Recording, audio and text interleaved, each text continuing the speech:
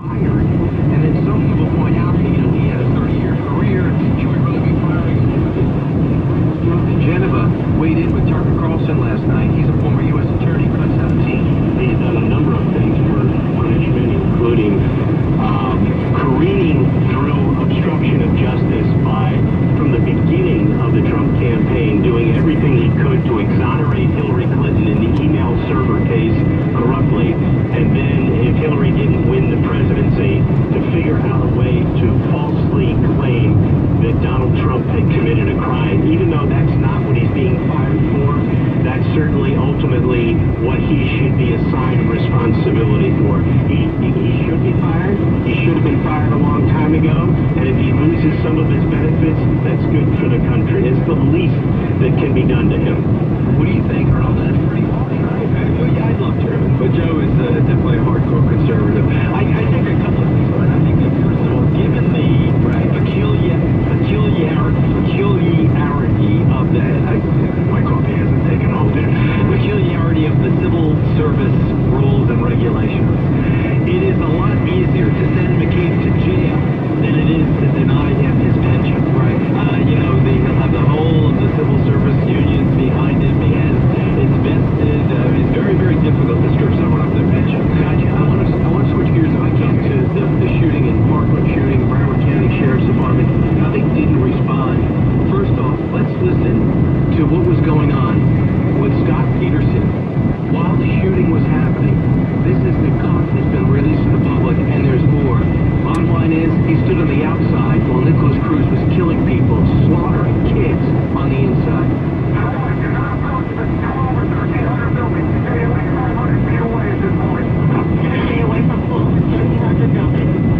His explanation of, I thought the shots were coming from the outside, just blew up right there. No question about it. Law enforcement officials say they blew it. The training wasn't there. The courage wasn't present.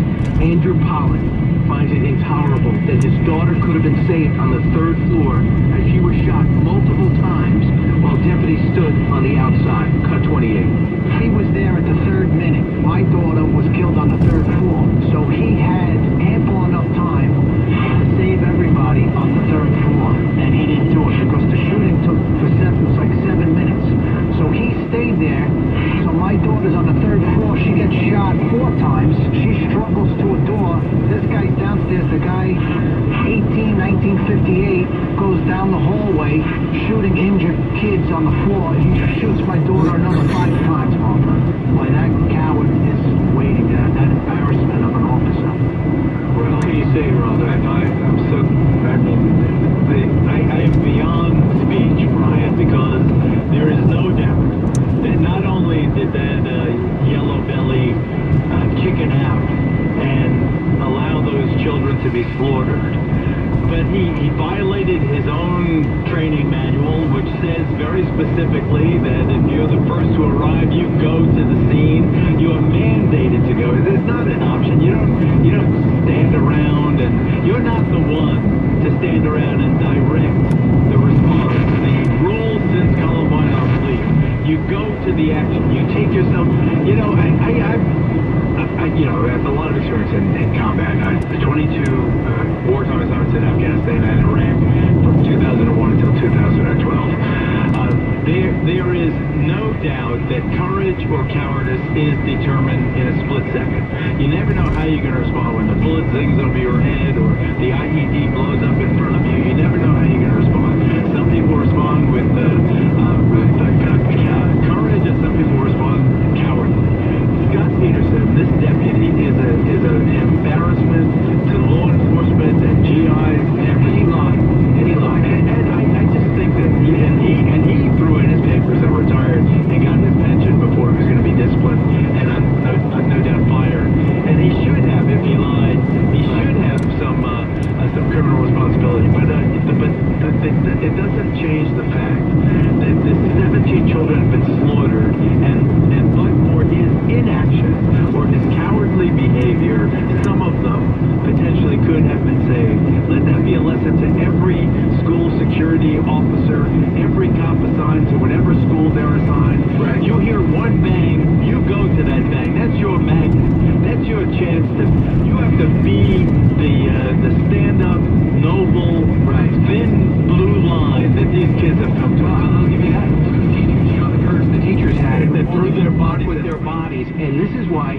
drives me crazy about what happened. Number one, how do we miss all the signals? Why do they not pick them up? Number two, when it happens, how did we act? Number three is, in the big picture, how do we stop the next one? But in the meantime, you got to immediately harden the target, which are the schools, and then give the police the ability to be aggressive on the next Nicholas Cruz that might be in Charlotte, North Carolina, or in Billings, Montana. So that should be it, but these kids are walking out chanting against the NRA. It makes me think someone put them entirely up to it. Well, Mike, the NRA and Donald Trump, hold on. The kids that are going out there are what's different with Parkland, even different than Sandy Hook, different than what San they're Bernardino. saying I find disturbing. Well, kids can be kids. But don't you want to protect the kids? What I want is sensible. I think there's a whole plethora of things we've got to do. When you have 30 calls on a particularly strange pupil, you've got to take some damn action. You've got to get off your ass. You don't assign the donut-eating, big-bellied, near retirement Officer Krupke to guard the school. You send one of your best, and that cop looks at that school as if that school is his block.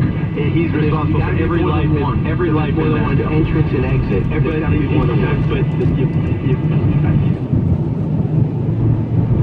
you'd be surprised. You cover a lot of ground if you have courage to go for it. But in terms of the students walking out, that's what's different. That, I think, will lead to change. I can't see I would defy anyone listening right now. I'm a gun person. Guns are great. The Second Amendment is great. But if you believe that someone who can't drink a beer, can't buy a beer, can't buy a cigarette, can buy an AR-15, then you and I have a problem. Well, listen, and it's important to point out, we're not saying you can't have it, we're saying you don't buy it. I have no problem raising the age to 21. You show up with your parent, you talk about it. Now, we played an interview with a gun store owner that turned down Nicholas Cruz from Martha McCallum's show. He said, I looked at him and said, I'm not going to sell this to you. And he goes, why? It's my right. Nicholas Cruz came back and said, it's my right. He goes, well, I'm choosing not to sell it to an 18-year-old. And that gun store owner, maybe he made his own rules, and he's sleeping a lot better tonight than the other gun store owner that actually sold the AR-15. So can we give the gun store owner the ability to say the law is on my side? I'm not able to, just like the 7-Eleven operator that can't sell a beer to an 18-year-old, and I carve it out for those men and women in the military. If I train you to fight in Afghanistan, I'm not going to take your gun away when you get here. And the same with law enforcement. If you decide to go from high school to the academy, you're different. I'm fine with all of that. So that's what Marco Rubio pointed out. He said, listen, I love it. This is the most conservative governor in the country. He came out with some very, I think, very sober.